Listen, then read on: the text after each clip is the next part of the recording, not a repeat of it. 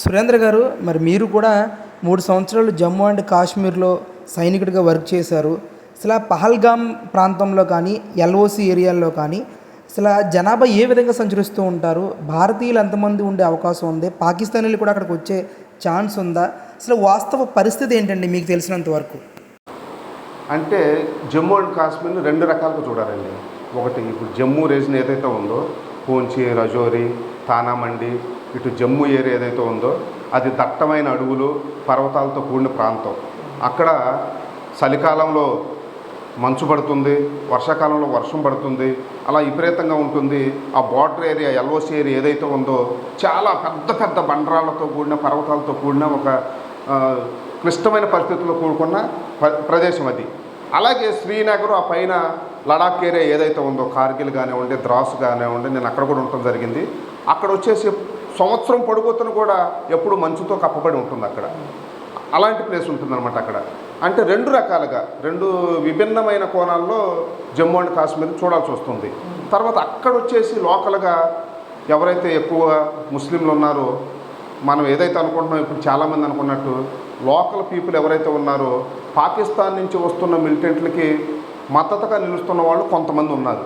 అది అందరూ అంగీకరించాలి. ఎందుకంటే వాళ్ళు బలహీనతలు కావచ్చు, వాళ్ళు బెదిరించడం వల్ల కావచ్చు, లేదంటే వాళ్ళకి ఆర్థికంగా కొంత ఉపయోగపడటం వల్ల కావచ్చు, లేదంటే మతపరంగా కావచ్చు.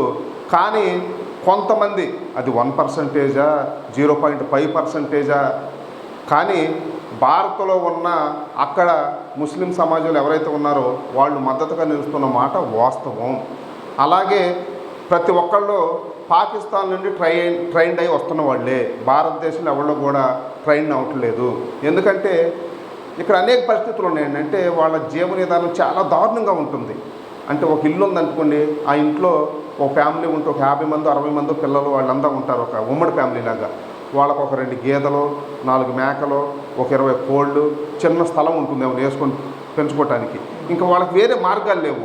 అలాంటి పరిస్థితుల్లో పాకిస్తాన్ నుంచి వచ్చే మిలిటెంట్లు ఏం చేస్తున్నారంటే ఇక్కడికి వచ్చిన తర్వాత వీళ్ళకి ఫ్రీగా మందు ఇవ్వటం కానివ్వండి, డబ్బులు ఇవ్వటం కానివ్వండి, వీళ్ళకి నువ్వు అవి చేస్తే ఇవి చేస్తాము, ఆర్మీ వాళ్ళు ఏం చేస్తున్నారో మాకు చెప్పండి, దాని ప్రకారం ఇస్తామని అంటారు. అలా మాట విన్న వాళ్ళని ఒక రకంగా చూస్తారు.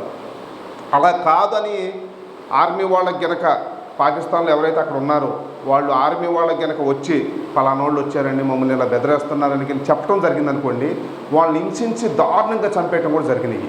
సో భయపడిపోయి ఆ విధంగా చెప్పకుండా ఉండేవాళ్ళు కొంతమంది, కొన్నిటికి ఆలోచిపడి చెప్పేవాళ్ళు, మిలిటెన్స్కి సపోర్ట్ చేసేవాళ్ళు కొంతమంది ఉన్నారు. ఇలాంటి పరిస్థితులు చాలా ఉన్నాయి. కానీ అక్కడ ఇప్పుడు పరిస్థితి ఎలా ఉందంటే అప్పుడు 2000 నుంచి 2008, 10 దాకా కూడా ఆర్మీకి పూర్తి స్థాయి అధికారులు ఇవ్వటం జరిగింది. ఇప్పుడు ఆర్మీ చేతులన్నీ కట్టేశారు. అక్కడ ఆర్మీ ఏం చేయటానికి లేదు. ఒక ఇంట్లో ఎవరైనా మిలిటెంట్స్ ఉన్నారు అని మాకు ఇన్ఫర్మేషన్ వచ్చినా కానీ ఆ ఎల్లిని పరిశీలన చేయడానికి కావాలంటే ఇప్పుడు కలెక్టర్ ద్వారా, తర్వాత లోకల్ ఏదైతే గవర్నమెంట్ అఫీషియల్ వాళ్ళందరూ పర్మిషన్ తీసుకుని వెళ్ళే లోపల వాళ్ళు వెళ్ళిపోతారు. అంతకుముందు అలా ఉండేది కాదు. మేము ఏ నిర్ణయమైనా తీసుకొని మాకు అనుమానం వస్తే వెళ్ళిపోయి అక్కడ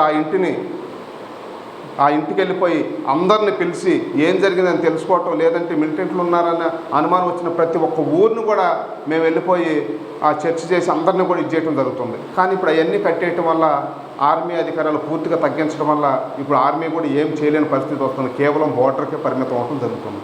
అంటే ఇప్పుడు మళ్ళీ పూర్తి స్థాయి అధికారులు ఇచ్చే అవకాశం ఉందంటారా? ఇవ్వలేకపోవడం వల్ల ఈరోజు మీ చేతులు కట్టేయడం వల్ల దాడి జరిగింది అనుకోవచ్చా? అవును, ప్రతి ఒక్కటే జరుగుతుంది అదే కదా. రాజకీయ నిర్ణయాలు కొన్ని మనల్ని ఏమి చేయనీయట్లేదు.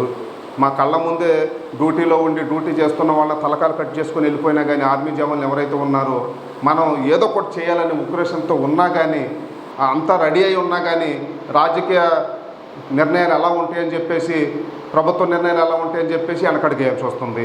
అలాగే ఆర్మీకున్న అధికారాలన్నీ తగ్గించేయటం వల్ల అక్కడ మీరు అన్నీ చేయండి అంటున్నారు కానీ ఏం అధికారాలు లేవు, ఏం చేయడానికి లేవు. అలాంటి అధికారాలు ఉన్నప్పుడు ఏం చేయగలుగుతారనేది అందరూ ఆలోచించాల్సిన అవసరం ఉంది. కానీ ప్రజాస్వామ్యం ఉండాలి, ప్రజలకు మంచి జరగాలి.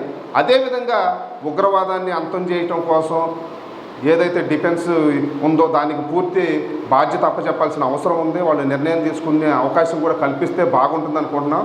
అలాగే పాకిస్తాన్ ఏదైతే లక్ష్యంతో ఇప్పుడు దాడి చేసిందో, అక్కడ పర్యాటకులను ఇబ్బంది పెట్టి అక్కడ కాశ్మీర్కి ఎవరు వెళ్ళకూడదు, ఇది ప్రజలు తిరగడానికి అనువైన ప్లేస్ కాదు, ఇక్కడ భద్రతా కారణాలు ఉన్నాయని ప్రపంచానికి చెప్పడం కోసం పర్యాటకులు వెళ్ళనిపోకుండా అక్కడ మనం దెబ్బ కొట్టాలనే ప్రయత్నం జరిగింది.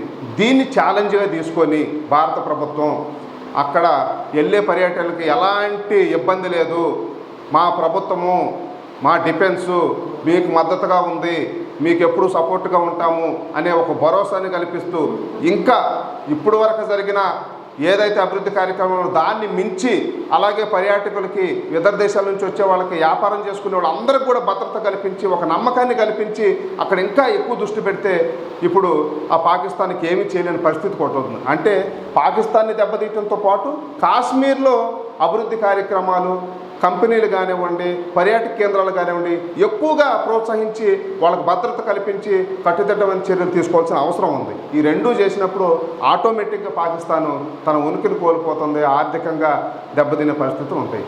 సార్ ముఖ్యంగా ఇక్కడ ఈ ఉగ్రదాడిని కొంతమంది ఇంటెలిజెన్స్ నెగ్లిజెన్సీ వాళ్ళు కూడా జరిగింది అని చెప్పేసి మాట్లాడుతూ ఉన్నారు. ఇది ఎంతవరకు కరెక్ట్ అంటారు? దీంట్లో కొంచెం నిజం ఉండిద్దండి.